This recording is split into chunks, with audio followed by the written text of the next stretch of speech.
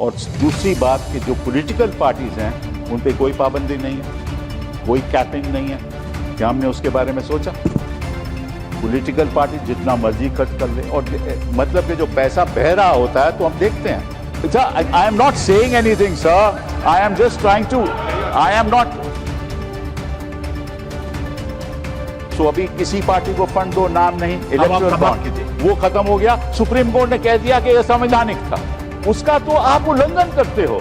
तो one nation one election, one nation one party, one election one outcome, ऐसा नहीं होना चाहिए sir. Sir, we are not here as party representatives because the subject matter doesn't relate only to any political party.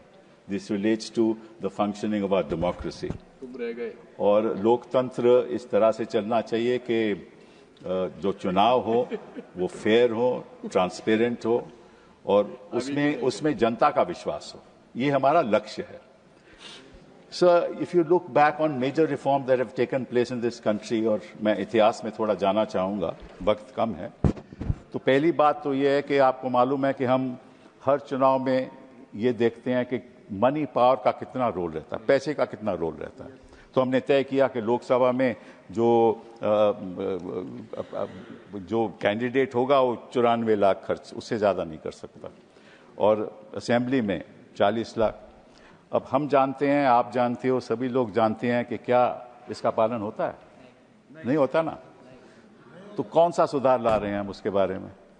और दूसरी बात कि जो political parties हैं उन पे कोई पाबंदी नहीं है, कोई कैपिंग नहीं है। क्या हमने उसके बारे में सोचा? पॉलिटिकल पार्टी जितना मर्जी खर्च कर ले, और मतलब कि जो पैसा बह रहा होता है तो हम देखते हैं किस तरह से बह रहा है। तो ये इलेक्टोरल रिफॉर्म आज तक में इसमें हम सुधार नहीं लाए। दूसरा, हम बड़ा भारी सुधार जो लाए थे वो 10th शेड्यूल का था। आपको याद है कि आया राम गैर राम की प्रक्रिया चल रही थी और लोग पार्टी बदल के जाते थे दूसरी तरफ। तो हमने सोचा 1985 में कि 10th शेड्यूल लाया जाए, संशोधन किया जाए संविधान में। तो 1985 में 10th शेड्यूल लाया गया। वहां स्प्लिट की बात हुई और मर्जर की बात हुई। आज स्प्लिट कहाँ है? उसका भी लोगों ने दुरुपयोग किया, हम ही ने दुरुपयोग किया। मतलब कानून लाते हैं फिर उसको हथियार बनाते हैं। ये असलियत है, इस देश की असलियत है। 10th शेड्यूल को क्या हुआ, स्प्लिट को क्या हुआ, हमें उसको रद्द करना पड़ा। फिर केवल मर्जर की बात आई।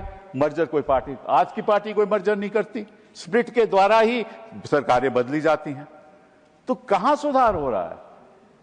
जो भी कानून आता है उसका हम खुद लोग उल्लंघन करते हैं।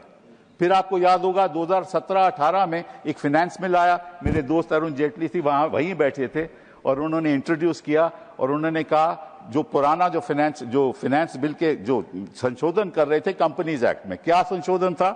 पहले था कि कोई कंपनी जो 3 साल की उसकी काम नहीं है तो वो कोई कंट्रीब्यूशन नहीं दे सकती। उन्होंने उसको चेंज कर दिया। आप कंपनी आज इनकॉर्पोरेट करो, कल आप कंट्रीब्यूशन दे सकते हो।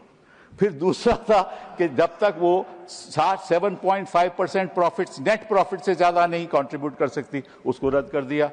अब जितना मर्जी कंट्रीब्यूट कर सके। तो मतलब कि आप सुधार तो लाते हैं लेकिन उसी का दुरुपयोग करते हैं। फिर साथ में ये भी हुआ कि उसका नतीजा ये हुआ कि 6,000 करोड़ एक पार्टी को चले गया। एक ही पार्टी को 6,000 करोड़ मिला। नहीं तो एक minute, just I am not saying anything, I am not saying anything sir, I am just trying to, I am not see. So वो क्या हुआ, उसका नतीजा क्या हुआ कि कोई भी पार्टी कितना भी पैसा दे दे, साथ में जब फंड देना पड़ता था तो रेजोल्यूशन होता था बोर्ड का कि किस पार्टी को फंड दे रहे हो, वो भी रद्द कर दिया। सो अभी किसी पार्टी को फंड दो, नाम नहीं, इलेक्टोरल बॉन्ड वो खत्म हो गया। सुप्रीम कोर्ट ने कह दिया कि यह संवैधानिक था। तो जो मेजर जो सुधार लाए हो उसका तो आप उल्लंघन करते हो।